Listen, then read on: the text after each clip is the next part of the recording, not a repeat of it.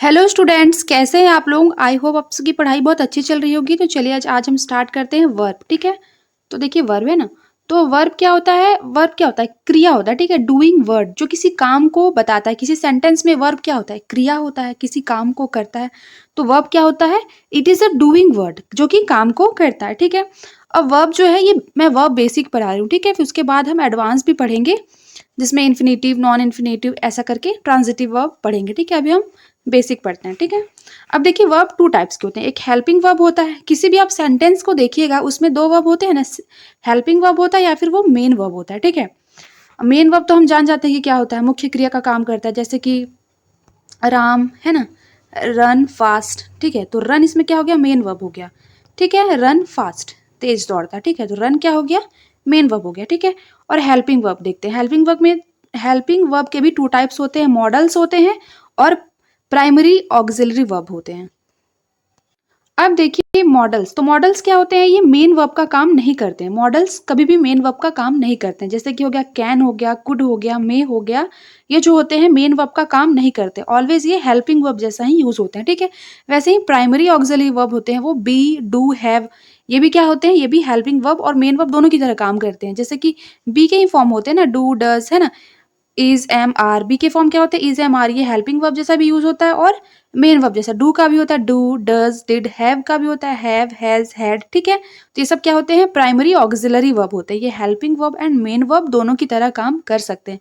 अब मॉडल्स जो होते हैं वो ऑलवेज क्या मेन वर्ब की तरह काम नहीं करते हैं, हेल्पिंग वर्ब की तरह ही काम करते हैं। ठीक है, अब देखिए ऑक्सिलरी वर्ब क्या होते हैं। ये तो लिखा है कि ये वर्ब वे वर्ब जो अन्य वर्ब के साथ प्रयुक्त होते हैं ऑक्सिलरी वर्ब कहलाते हैं। जैसे it is also called helping verb. ये हेल्पिंग वर्ब किसी और वर्ब्स के साथ यूज होते हैं। हेल्पिंग वर्ब कैसे, जो वर्ब को हेल्प कर रहा है ना, तो हेल्पिंग वर्ब हो गया किसी सेंटेंस का, है ना। मॉडल ऑक्सिलरी वर्ब देखेंगे। ठीक है, जैसे यही ऑक्सिलरी वर्ब का होता है, दो तरह के होते हैं, एक मॉडल ऑक्सिलरी वर्ब होता है, एक मार्जिनल होता है। मॉडल ऑक्सिलरी वर्ब मीन्स ये बिल्कुल हेल्पिंग वर्ब की तरह यूज होगा। मार्जिनल जो होते हैं ना, मार्जिनल ऑक्सिलरी वर्ब जो होते हैं वो समटाइम्स मेन वर्ब के रूप में भी यूज होते हैं, वो समटाइम्स एडजेक्टिव के रूप में भी यूज होते हैं। ठीक है, जैसे मॉडल ऑक्सिलरी वर्ब में देखते हैं कि ये इसमें can, could, may, might, shall, will, would, should, must, ought to आते हैं। ठीक है, एक एक करके हम इसका यूसेज भी डिस्कस करेंगे। जैसे एग्जांपल देख लीजिए, मोहन कैन रन फास्ट। ठीक है, तो इसमें हेल्पिंग वर्ब क्या हो गया, कैन। ठीक है, रन क्या हो गया, मेन वर्ब हो गया। वैसे ही देख लेते हैं, वी शुड स्टडी इंग्लिश। ठीक है, तो शुड क्या यहाँ पर हो गया, ये मॉडल है शुड। ठीक है, ये हेल्पिंग वर्ब की तरह काम कर रहा है और स्टडी क्या हो गया, मेन वर्ब हो गया। अब देखिए मार्जिनल ऑक्सिलरी वर्ब, तो यूज टू, नीड, डेयर, ये क्या होते हैं, ये मेन वर्ब और एडजेक्टिव के रूप में भी यूज होते हैं। जैसे I am use to play cricket, मैं क्रिकेट खेलता था, वो अब नहीं खेलता, वो उसके पास्ट हैबिट को बता रहा है। ठीक है, I am use to play cricket. ठीक है, तो देखिए यूज टू क्या हो गया, एडजेक्टिव हो गया। ठीक है, यहाँ पर ये एडजेक्टिव की तरह यूज हो रहा है। एम क्या हो गया, हेल्पिंग वर्ब हो गया, और प्ले क्या हो गया, मेन वर्ब हो गया। अब देखिए आई नीड यू, नीड भी है लेकिन यहाँ नीड तो मेन वर्ब की तरह काम कर रहा है। आप यहाँ यूज टू का देख लीजिए, एडजेक्टिव की तरह काम कर रहा है और नीड यहाँ मेन वर्ब की तरह काम कर रहा है। तो वही क्या होता है, मार्जिनल ऑक्सिलरी वर्ब जो होते हैं वो एडजेक्टिव की तरह भी यूज होते हैं और नीड की तरह भी यूज होते, सॉरी मेन वर्ब की तरह भी यूज होते हैं। अब मैंने आपको एडजेक्टिव क्या बताया था, एडजेक्टिव क्या होता है, विशेषता बताता है। ठीक है, वर्ब की या फिर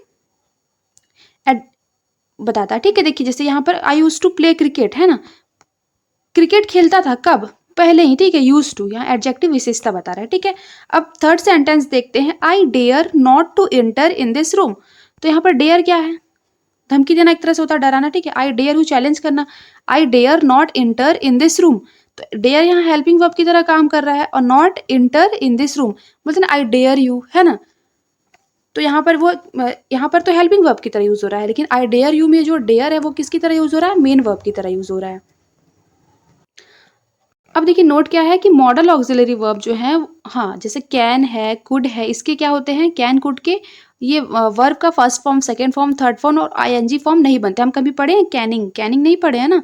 तो वैसे कैन, कुड, ये सब का क्या विल, शैल, ये सब का V1, V2, V3 and ING form नहीं बनता है। ठीक है, अब देखिए आउट एंड यूज्ड के बाद ऑलवेज इन्फिनेटिव यानी 2+V1 लगाना होता है। जैसे we ought to respect our teachers, वैसे ही यूज टू हमने पढ़ा था पहले कि we use to play cricket, है ना। वैसे ही आउट टू आउट के साथ टू लगाना होता है, इसको हम क्या बोलते हैं 2+1, इसी को हम बोलते हैं इन्फिनेटिव, ठीक है। अब देखिए usage of model auxiliary verb, तो हम कैन कुड का देखते हैं पहले। तो कैन का प्रयोग power, ability, capacity, permission, theoretical, possibility, friendly request के लिए किया जाता है। पावर जैसे है ना, आई कैन डू दिस, तो ये पावर बता रहा है, एक तरह से एबिलिटी भी बता रहा है, कैपेसिटी भी बता रहा है, क्षमता कि हाँ आई कैन डू दिस, मैं कर सकता हूँ। अब परमिशन लेना है तो हम मतलब परमिशन आदेश देते हैं ना, यू कैन गो नाउ, ठीक है, वैसा है ना, परमिशन दे रहे हैं किसी को, हाँ तुम जा सकते हो। वैसे थ्योरेटिकल पॉसिबिलिटी, हाँ इट कैन बी, तो हो सकता है, पॉसिबिलिटी बता रहा है।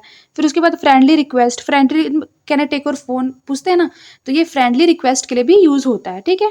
अब देखिए नोट में क्या लिखा है कि able to and can could का प्रयोग साथ में नहीं होता है। क्यों नहीं होता है? क्योंकि एबल मतलब ही वही है ना, कर सकता है, योग्य है। वैसे ही एबिलिटी, एबल टू भी तो एबिलिटी ही बता रहा है ना, वैसे कैन एंड कुड भी क्या कराते हैं, एबिलिटी बताते हैं। कैन जो है वो प्रेजेंट का एबिलिटी बताता है और कुड जो है वो पास्ट एबिलिटी को बताता है। अब चलिए देखते हैं कुड का प्रयोग। तो लिखा है कुड का प्रयोग past ability, power, capacity, remote possibility, official request. यहाँ देखिए एक एक डिफरेंस है, ठीक है। कैन का जो है वो फ्रेंडली रिक्वेस्ट के लिए, लेकिन जो कुड होता है, कुड का प्रयोग ऑफिशियल रिक्वेस्ट या फिर फॉर्मल रिक्वेस्ट के लिए यूज होता है। देखिए यहाँ कुछ एग्जांपल्स हैं, ठीक है। कैन का कि सी कैन लिफ्ट द बॉक्स, वो उस बॉक्स को उठा सकती है, ठीक है। ये क्या उसकी क्षमता बता रहा है। वैसे ही सी कैन गो नाउ, ये हम उसको परमिशन दे रहे हैं कि हाँ तुम जा सकती हो। सी कैन मेक मिस्टेक, ये देखिएगा ना, ये वाला जो मैं, ये थ्योरेटिकल पॉसिबिलिटी ना होता है, उसी को बोलते हैं, ठीक है। हाँ कि हर कोई, किसी से भी गलती हो सकता है, तो सी कैन मेक मिस्टेक, वो भी गलती कर सकती है। अब इसको देखिए फ्रेंडली रिक्वेस्ट हो गया, ठीक है। Can I take your bike, क्या मैं तुम्हारा बाइक ले सकता हूँ, तो ये हो गया फ्रेंडली रिक्वेस्ट। हम अपने किसी दोस्त से ऐसा बोल सकते हैं, बट हम टीचर से तो नहीं बोल सकते, ठीक है। तो ये क्या हो गया, कैन जो है वो फ्रेंडली रिक्वेस्ट के लिए भी यूज होता है। अब देखिए कुड, ठीक है। There could be a lion in this forest, वहां कोई शेर हो सकता था, ये क्या है, पास्ट पॉसिबिलिटी को बता रहा है कि जंगल में शेर हो सकता था। फिर हो जाएगा could I talk to the HOD, अब ये देखिए ये है फॉर्मल रिक्वेस्ट, क्या मैं एचओडी से बात कर सकता हूँ, तो ये हम किसी मतलब ऑफिशियल लैंग्वेज में यूज करते हैं कुड का प्रयोग, ठीक है। कैन का नहीं करते हैं। अब देखिए मे, माइट एंड मस्ट, ठीक है। तो मे का प्रयोग पॉसिबिलिटी बताने के लिए किया जाता है।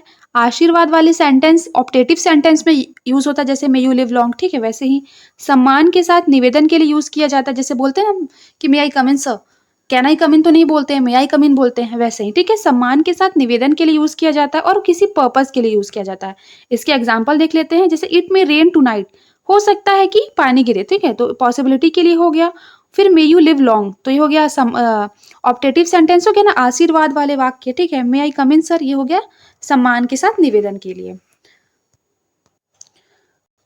अब देखिए माइट का प्रयोग, ठीक है। तो माइट का जो प्रयोग होता है वो लेस पॉसिबिलिटी में होता है, मतलब कि जिसकी पॉसिबिलिटी बहुत कम है। इट माइट बी पॉसिबल बोलते हैं ना, मतलब बहुत कम पॉसिबिलिटी है, ये मतलब न के बराबर, हो ही नहीं सकता वैसा, लेकिन थोड़ा बहुत पॉसिबिलिटी है। वैसे ही जो मे होता है, तो मे का मोर पॉसिबिलिटी के लिए होता है, जैसे बहुत अधिक संभावना के लिए हम मस्ट का भी यूज कर सकते हैं। इस इट मस्ट बी पॉसिबल बोलते हैं ना, तो मस्ट का यूज कर सकते हैं बहुत अधिक संभावना के लिए। अब एग्जाम्पल देखते हैं कि he must be very rich, वो बहुत अधिक अमीर हो सकता है, ठीक है। तो जगह he might pass the exam, I do not have much hope, मतलब मुझे उतना होप नहीं है उससे कि वो एग्जाम पास कर सकता है, ठीक है। He might pass the exam, कर भी सकता है, नहीं भी, मतलब जो माइट होता है बहुत लेस पॉसिबिलिटी बताता है, मतलब कोई चीज जो एकदम ना होने के बराबर हो, ठीक है। अब चलिए नेक्स्ट देखते हैं। शैल विल भी क्या है, तो शैल विल भी क्या है, मॉडल ऑक्सिलरी वर्ब है, ठीक है, क्योंकि ये ऑलवेज जो होता है हेल्पिंग वर्ब की तरह यूज होते हैं, ठीक है। जैसे देखिए अब सेल का यूज देखते हैं, ठीक है। सेल का प्रयोग फर्स्ट पर्सन के सब्जेक्ट के आई वी के साथ फ्यूचर टेंस में होता है, हमने देखा है सेल का, हम टेंस भी मैं पढ़ाऊंगी, पहले अब इसको कंप्लीट करते हैं, ठीक है। अब इसके देखिए I shall go to the college tomorrow, वो कल जाएगा, ठीक है। अब जनरली हम आई और वी के साथ, जो मॉडर्न इंग्लिश है ना उसमें हम आई वी के साथ विल का प्रयोग करते हैं, ठीक है, सेल का प्रयोग नहीं करते, ठीक है। बट इंट्रोगेटिव सेंटेंस में आई वी के साथ सेल का प्रयोग होता है। अगर आप इंट्रोगेटिव सेंटेंस बनाएंगे तो विल आई गो नहीं लिख सकते, आप क्या लिखेंगे, शैल आई गो। बाकी इंपरेटिव सेंटेंस होगा तो उसमें हम आई वी के साथ विल का प्रयोग करते हैं, ठीक है। अब देखिए जब कमांड हो, प्रॉमिस हो, थ्रेट हो, डिटर्मिनेशन हो, कंपल्सन हो, कंपल्सन मतलब अनिवार्यता, हाँ ये चीज होगा, एडवाइस देना हो, तो सी, ही, इट, दे, यू के साथ सेल का प्रयोग हेल्पिंग वर्ब के रूप में होता है। इसी तरह आई वी के साथ भी विल का प्रयोग होता है, ठीक है। जैसे हम किसी को कमांड दे रहे हैं, जैसे you shall leave the room at once, ठीक है, तो हम यहाँ यू के साथ क्या लगा रहे हैं, शैल लगा रहे हैं, ठीक है। कमांड देना हो, कंपल्सन हो, इसको आप याद कर, जैसे I will have to finish this work, मुझे इस काम को फिनिश करना ही होगा, ठीक है। तो इस कंपल्सन है, ये अनिवार्यता है, हाँ मुझे करना होगा। तो इसके साथ हम क्या यूज़ करते हैं, आई और वी के साथ विल यूज़ करते हैं, और बाकी ही, सी, इट, दे, यू के साथ हम शैल का यूज़ करते हैं। ठीक है, कब, जब हमको कमांड देना हो, प्रॉमिस करना हो, थ्रेट धमकी देना हो, डिटर्मिनेशन हो, ठीक है, कंपल्सन हो, एडवाइस देना हो, तब। ठीक है, अब देखिए सेल का प्रयोग, अब देखिए रूल, ठीक है, सेल का प्रयोग सजेशंस को व्यक्त करने के लिए भी किया जाता है। जैसे shall we talk to the management, कोई सजेशन देना है या फिर सजेशन हम किसी से ले रहे हैं तो हम उसमें सेल का यूज करते हैं। ठीक है, अब देखिए रूल नंबर, ठीक है, तो शैल या विल का प्रयोग पास्ट टेंस में यूज नहीं होता है। किसमें नहीं होता है, सेल या विल का प्रयोग पास्ट टेंस में नहीं होता है। ठीक है, जैसे ही hope that he will pass the exam, ये नहीं होगा, इसमें हम किसका यूज करेंगे, तो यहाँ विल नहीं होगा। ठीक है, he hope that he would pass the exam, will की जगह हम क्या लगाएंगे, वो वुड लगाएंगे। ठीक है, तो पास्ट टेंस में कभी भी शैल या विल का प्रयोग नहीं होता, उस टाइम हम क्या उसका यूज करते हैं, वुड और शुड का। ठीक है, अब नेक्स्ट रूल देखिए कि अगर दो कार्य भविष्य में एक के बाद एक हो और दूसरा कार्य जो है वो पहले पर निर्भर हो, तो पहला सेंटेंस सिंपल प्रेजेंट टेंस में होगा और दूसरा सेंटेंस जो है वो फ्यूचर टेंस में होगा। जैसे इस सेंटेंस को आप देखिए, if I will come I will punish you. ठीक है, तो ये दोनों में विल नहीं होगा, पहला टेंस क्या हो जाएगा, सिंपल प्रेजेंट में, तो हो जाएगा इफ आई कम, यदि मैं आता हूं तो मैं तुम्हें सजा दूंगा, तो आई विल पनिश यू।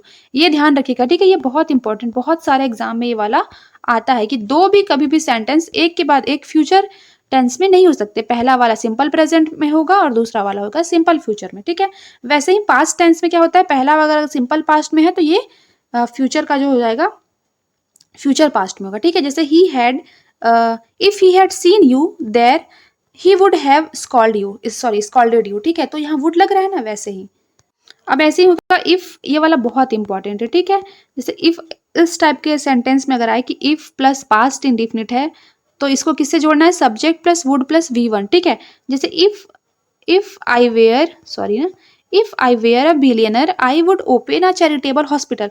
कभी भी अगर आई के साथ वेयर लगा है तो हमको लगेगा नहीं ये तो क्यों है, लेकिन ये पास्ट का पॉसिबिलिटी बता रहा है, अगर ऐसा होता तो होता, मैं अगर बिलियनर होती तो मैं एक चैरिटेबल हॉस्पिटल ओपन करती। तो आई के साथ ऑलवेज वेयर ही लगाना है, वॉज जो है वो नहीं लगाना है। ठीक है, तो if I were a billionaire I would open a charitable hospital.